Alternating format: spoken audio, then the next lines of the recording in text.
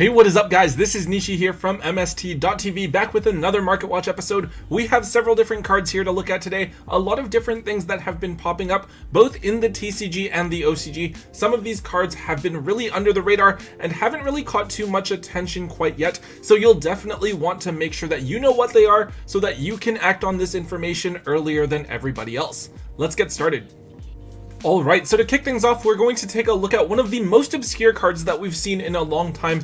This is the Light Hex Sealed Fusion. So basically this is one of those fusion material replacements where you can use it in place of a fusion material when you're fusion summoning. Basically you can use Branded Fusion to dump Fallen of Albaz and this card from your deck to make Albion. Then use Albion's on summon effect to banish Fallen of Albaz, which is a dragon, and the Light Hex Sealed Fusion, which can take on Dark Magician's name from your graveyard to make Red Eye's Dark Dragoon. And that basically means that Branded Fusion is essentially a one-card Dragoon that is much less restrictive than Red Eye's Fusion.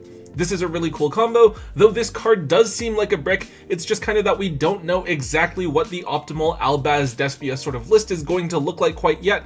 Now this card does have multiple different printings, though all of them are common, so there's not necessarily one printing that's being targeted as the highest rarity necessarily. However, because of all the hype for the Albaz stuff, this card is going to cost you anywhere from $7 to $10 for a single copy, which is a lot for a common card that was reprinted as recently as the Cyber Dragon structure deck. If you guys are wanting to play Albaz, there's a good chance that you guys are going to need to play at least one copy of this card, so see if you can dig through your common bins at locals or through your bulk to find some extra copies of this card. Depending on how the next TCG ban list looks, I can definitely see this being one of the more highly sought after cards in the game leading up to the structure deck's release. Next, we're looking at two cards together here where I feel like if we're talking about their prices and like behavior on the market, they are effectively the same thing, right? They are Weather Painter Sun and the Weather Painter Cloud. So in Dimension Force, the core set after Battle of Chaos, we're getting a couple of really cool new Weather Painter cards. Most notably is their field spell, which seems ridiculously broken to me, though to be fair, I haven't played the deck before. This card allows you to activate a weather spell or trap card directly from your deck. It lets you link with weather monsters from your spell and trap zone, and it also gives you an extra normal summon each turn, all of which seems really good to me. Now, someone at Konami was definitely feeling a bit nicer this past year because we did see a couple of Weather Painter cards reprinted in Maximum Gold Eldorado, including Snow, which was the Archetypes short print from back in Spirit Warriors. However, Sun and Cloud are important cards for the archetype that were never reprinted, and so we have seen each of them jump up to around $12 a piece, as they each have only the one secret rare printing available. Now, as awesome as the new support is, I don't believe that the deck is going to be top tier, and so I can't help but believe that the hype for these cards is going to wear off, and the cards should fall back down to around $5 to $7 within the next month or two. On top of that, I would expect to see either of these cards reprinted in either Ghost from the Past 2 or maybe an upcoming OTS tournament pack, and therefore I think that if you own extra copies of either of these cards that you don't plan on playing with, you should probably look to move them as soon as possible before the prices cool back down. The next one here is kind of interesting, though I'm not 100% sure about the reasoning behind it. We have Void Imagination. So this is a card that does get expensive whenever Infernoids start to pick up some traction within the meta. It's the fusion spell that lets you dump materials from your deck if your opponent has an extra deck monster on the field, which is great because that gives you a lot of potential gas to summon Infernoids out with. So this one is kind of weird to me because as far as I know, we don't have any Infernoid support coming for the foreseeable future. The only reasoning behind this buyout that I can think of is the fact that Decatron and Tierra were both reprinted in Brothers of Legend, and those were two of the more expensive pieces of the strategy that are now a lot more affordable. Of course, Void Imagination wasn't reprinted, so while the rest of the core did get cheaper, people went and picked up the cheaper copies of Void Imagination to complete the core that were available, causing the price to spike, and we are now seeing very few copies of the card left on TCG Player, with the cheapest ones being $20 each. Personally, I think it's only a matter of time before this card gets reprinted as well, so if I were you guys, I would offload them as soon as possible. Of course, if it does turn out that Infernoids are a sleeper deck this format and people are actually thinking they're going to be good for some reason, definitely let me know in the comment section down below. Alright, so the next card here is one that I've had my eye on for quite a little while. We have Supreme King Dragon Darkworm. So one of the cards from Dimension Force that a lot of people are looking forward to is called Beyond the Pendulum. which is basically a replacement for Electromite. It allows you to search for a Pendulum monster on summon by paying life points, but it locks you out of Pendulum effects until you Pendulum summon that turn. Now, in order to summon beyond the Pendulum, you need to use 2 effect monsters, including a Pendulum monster, and Darkworm is going to be one of the easiest Pendulum monsters to bring out in order to meet this requirement, since you can just dump it with cards like Foolish Burial or Dragon Shrine. Also, do remember that this card searches for a Pendulum scale on summon, which makes Pendulum summoning that much easier, so overall I do think this is going to be a really useful card for any Pendulum deck that pops up in the meta.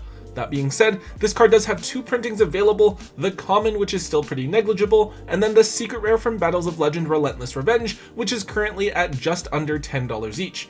This is a card that has trended upwards over the last little while. I think that a month or 2 ago we saw this card down at $5 to $6, so still a somewhat significant bump up in terms of price. So what I personally am expecting here is for there to be some sort of new Pendulum archetype to come out within the next couple of core sets, because we have all of this new Pendulum support recently announced, but no new archetypes as of yet, aside from like the Sulfa chords, right?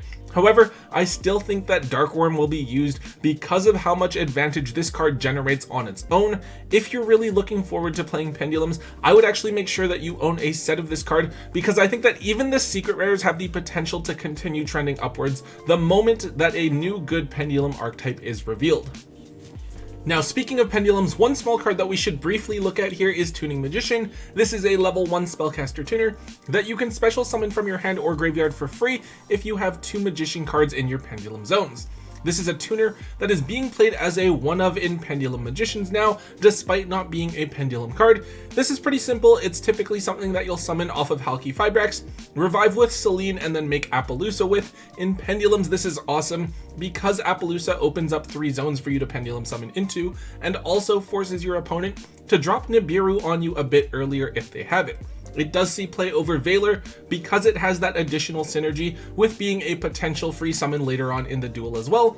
The card has 2 super rare printings from Breakers of Shadow and Pendulum Evolution. Now, this card is still quite cheap, but it did go from being a 25-cent card to now being a $1 to $2 card, so I wouldn't really consider this card to be bulk anymore, and if you have any when you're digging through, you might want to set this card aside.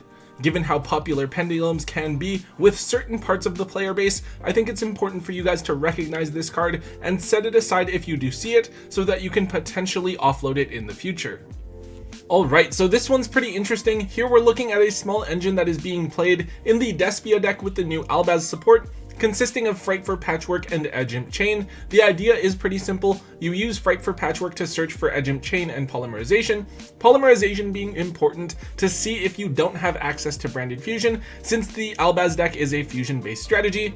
The Edge Imp Chain does search for another copy of Patchwork if it's sent to the graveyard from your hand or field, so you can do the same thing next turn, but with the Edge Imp Chain you can use that as discard fodder to activate effects or try to summon and then link it away.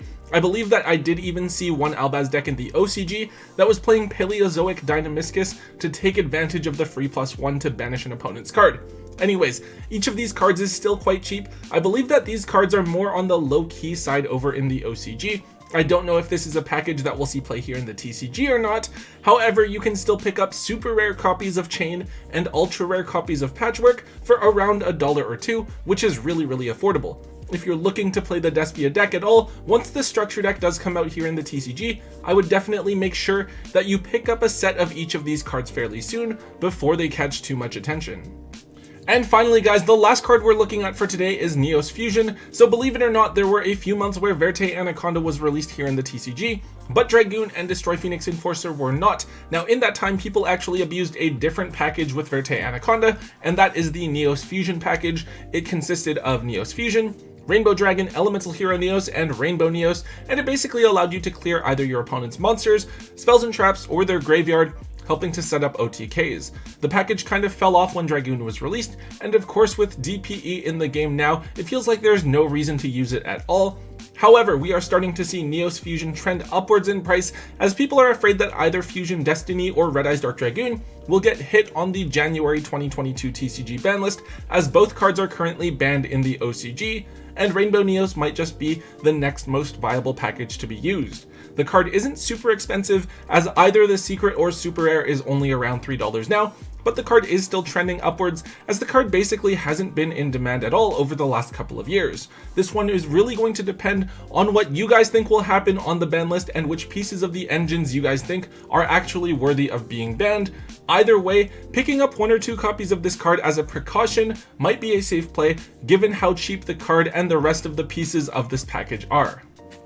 Alright guys, that is it for today's Market Watch episode. I hope that all of you guys are having a great holiday season and that Santa was good to all of you. Remember guys, we have that January ban list right around the corner, so expect ban list predictions from Tombox and myself to be coming out fairly soon. And I do think that Tom was wanting for us to do a live stream of sorts where we give away some stuff, so make sure that you keep an eye on Tombox's Twitch stream, and our other social media links are in the description down below.